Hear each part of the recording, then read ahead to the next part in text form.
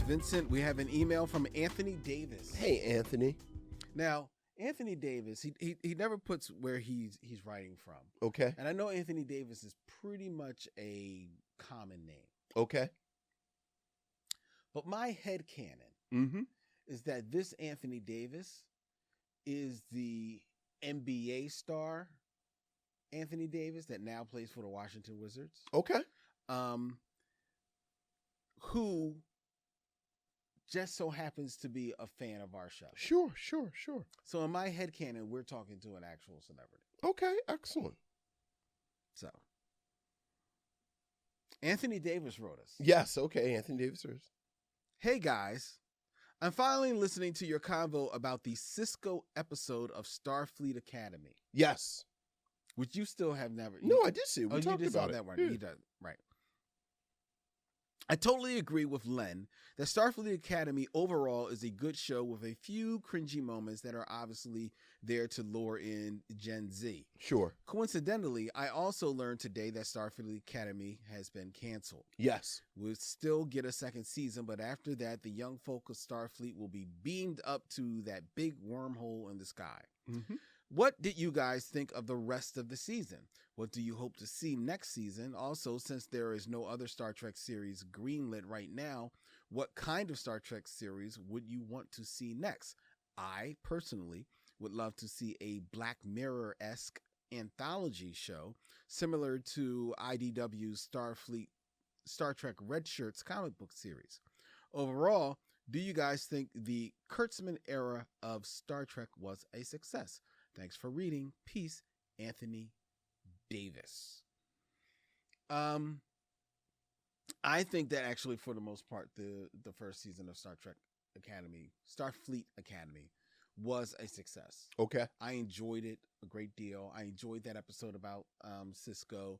There is an episode, I think about maybe 3 episodes down from there, that really focuses on Carice Brooks' character, Sam, that I think is emotional as hell. And it's also a great episode for the Doctor. There, I think the 2-part season finale, which of course brings back Paul Giamatti and Tatiana Maslany, was well done, and tied a bow on the season, very, very succinctly and nicely. The characters on the show, they all grew on me. Even some of the more cringy ones ultimately had moments where I can see what you're doing with the character. And I honestly think, and I was listening to a podcast that echoed my thought, that I think that this was the best first season of a Star Trek series. You could say maybe outside of TOS, because that was just so new for the time. But of all the Star Trek series, I think this was the best first season. I'm looking forward to more of the same in the second season. The shame of it is that the second season has already been shot. When the word came down that it's canceled. So I don't know whether or not they're going to give them an opportunity to maybe do a couple of reshoots to kind of maybe really tie a bow on the whole series. But to be honest, if they end the second season the way they ended this season, which is basically tying a bow on the season as opposed to like leaving breadcrumbs for the following, then it should be fine. It should work ideally as a series finale. I'm sorry to see it go. I think it was the right experiment for Star Trek. We've talked about it. Star Trek lives best as a series as opposed to films. And I think that this was a very apt attempt. And I think with the mixture of the students of Starfleet Academy, along with the faculty of Starfleet Academy, along with the Starfleet itself being kind of like in the background as far as like the missions and it's reestablishing itself in its place in the universe at that time. I think this was an opportunity to give old Star Trek fans the best of what they want in, historic Star Trek, while also sowing seeds for new Star Trek fans.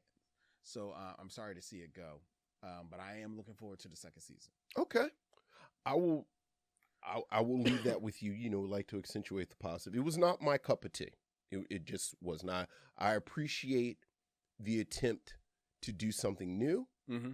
I appreciate the effort to bring in new viewers. It just wasn't a good fit for me. So I will lean on the second part of his question. What do I want from Star Trek? Okay. And I will say this, I will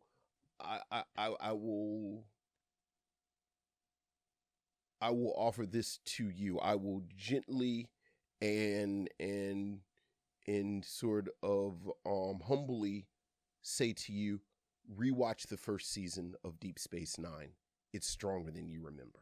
Okay. So I've not seen this first season, so I can't argue. But and along those lines, for it not being my cup of tea and admiring people trying to bring in new things, I think Star Trek should really, in a lot of ways, go back to basics. Like I think go back to the post-Picard period. I think, I don't know what Enterprise we were on, like, what were we on, the D or the E? I want to say E. E. Give me an Enterprise F. Give me an F, Enterprise F, brand new crew. Throw some memberberry, sort of red meat to the old fans. Give me a grandkid. Give me a great grandkid. McCoy's grandkid is an engineer. Tuvok's nephew is in steerage. I don't know, something. And then just do Star Trek. And I will say, like, have it informed by something like The Expanse, where we have done so much with the idea of out there. Mm-hmm. Bring in some geopolitical things. You can have a couple of Black Mirror-esque episodes. Like, I think Star Trek as its best is damn near a connected anthology series. Like, it's the perfect story engine. It's a boat. It's out there. Mm-hmm. Doing new stuff every week. It's the 21st century, so you got to have a through line. Yeah. So, every 3-4 episodes deal with the MacGuffin storyline of the season. And then just do it. Like just do it. Like, build up the characters, have the crew like each other, and do just Star Trek. But you don't think that they could do that in the Starfleet Academy as this was constructed? I think Star Trek works best when it is competence porn. Like, these are people who are the best at what. That's why I said the Enterprise. Right. Like, I think Voyager works as a one-off concept. I think Deep Space Nine works as a one-off concept. I think in these days and times that we live in, for many of us, it is very comforting to see a story about people who are very, very good at their jobs. Mm-hmm. Know what they're doing.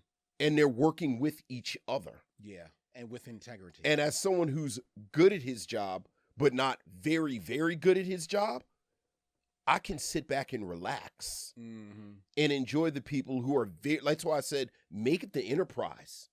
Make it the flagship, like whatever MacGuffin, I know at one point towards the end of Discovery, they were talking about transwarp. Yeah. So, now we going transwarp. Now we can do warp all the way up to 12.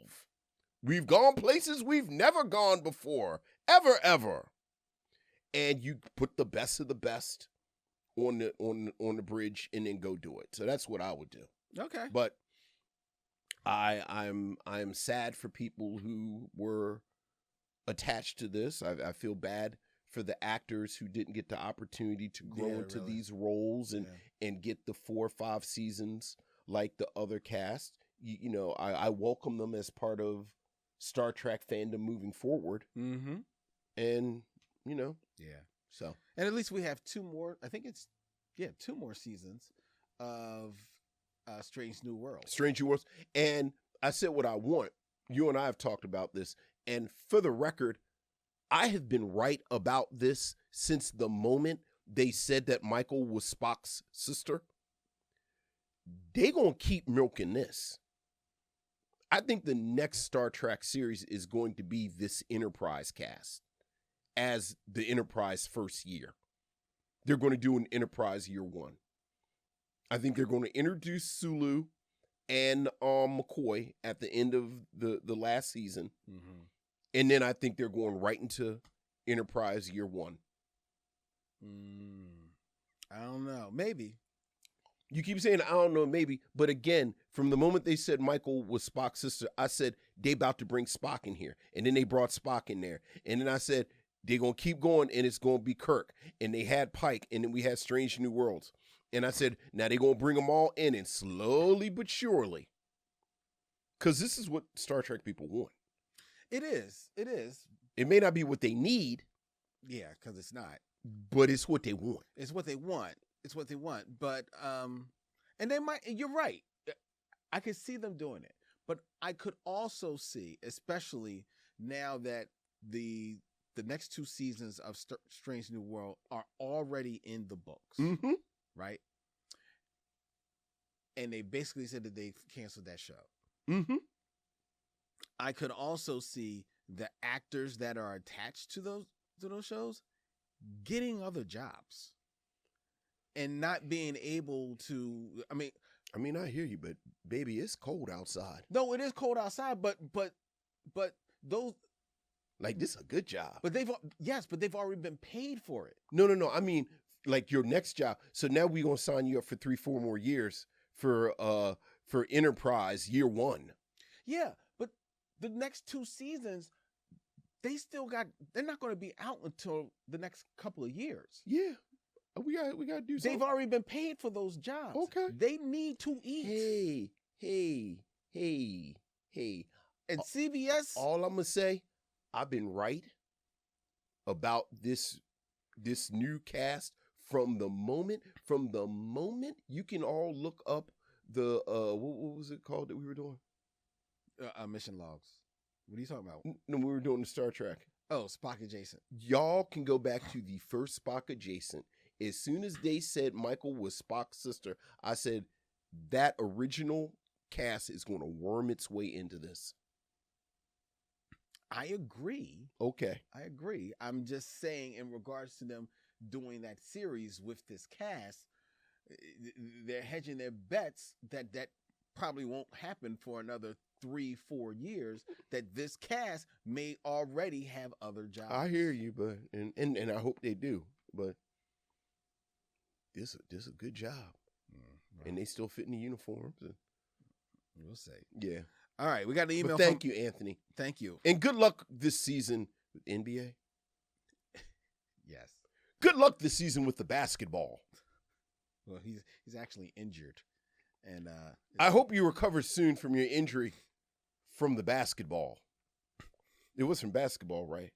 It wasn't like a motorcycle accident. No, it was basketball. Okay. It was basketball. All right.